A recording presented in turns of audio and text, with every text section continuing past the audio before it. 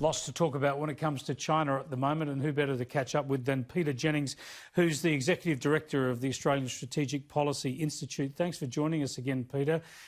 First up, Thanks, Chris. The raid and interrogation and allegations surrounding the former New South Wales Labor MP, SHAOQUETT MOSELMANE.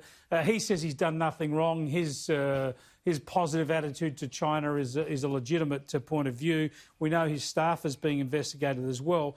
Do you get a sense that this might be a one-off, or do you think there's an investigation here that is likely to go deeper and wider? I think this is an investigation that should go deeper and wider, Chris. We see similar problems in other state governments. This role of part-time staffers that just so happen to have been trained by the Chinese United Front Work Department seems to be an interesting emerging pattern. State governments and territory governments have long been, I think, a weak link in the security chain, and they have quite clearly been targeted by China for the purposes of seeking to covertly influence those organisations. The same thing, by the way, is true in Canada and Germany and a number of other places where there are federal systems. So don't be at all surprised if what you see happening in New South Wales is the start of what is going to be a wider and deeper process that may take in other Australian parliaments over time. All right. Linked to China, I think, in everybody's assessment, although not specifically named by governments, is the crackdown on cyber attacks and cyber security in Australia, with the government announcing more moves on that front today. This is primarily to protect Australia from Chinese attacks? China is probably responsible for something like 75 to 80% of the cyber attacks that we are seeing, and I think that overall proportion has been growing quite dramatically in the last few years. But it will also be relevant to Russia, to North Korea, to Iran. They're usually the four bad countries that are identified as being cyber problems around the world. But, rest assured, it is China.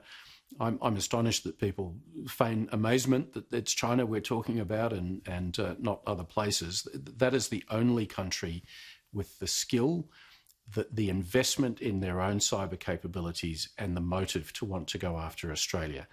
And it is very clear that they have been the ones responsible for the recent large-scale attacks that the Prime Minister has been talking about. Now, just to go to some other areas of, say, strategic reach or outreach by China, overreach by China, those laws, new security laws for Hong Kong, as expected, have now passed through, become law in Beijing. So that heralds a new era, really, for Hong Kong, doesn't it? Ominously. Sadly, it does, Chris, yes. I mean, 27 years before the expiry of the agreement with the UK, what the People's Republic has actually done is to break an international legal agreement, all for the sake of pushing their own security apparatus more forcefully over the people of Hong Kong, who clearly don't want that. Overall, Chris, the message here is that the China that we are dealing with in 2020 is a very different China from what it was a few years ago. It's a far more authoritarian China.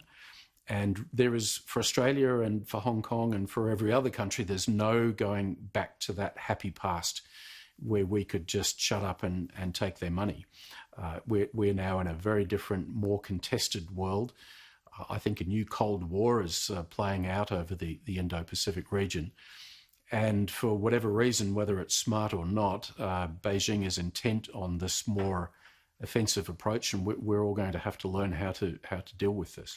Well, another bit of news that really plays into that and heightens concerns are reports of increased activity on Chinese nuclear missile facilities, with reports today suggesting that they're increasing their capability at a rapid rate. How much credence can we put in those reports? Look, the reports are pretty clear. There's some satellite imagery that's been released which shows the main testing facility at Lop Nor in Xinjiang province. There's clearly a lot of continuous testing activity going on right now. All across the military board, China is now fielding more complicated equipment and using it around its borders to violate airspace in Taiwan, South Korea, Japan, down into the South China Sea. We've seen the military spat with India as well in recent weeks.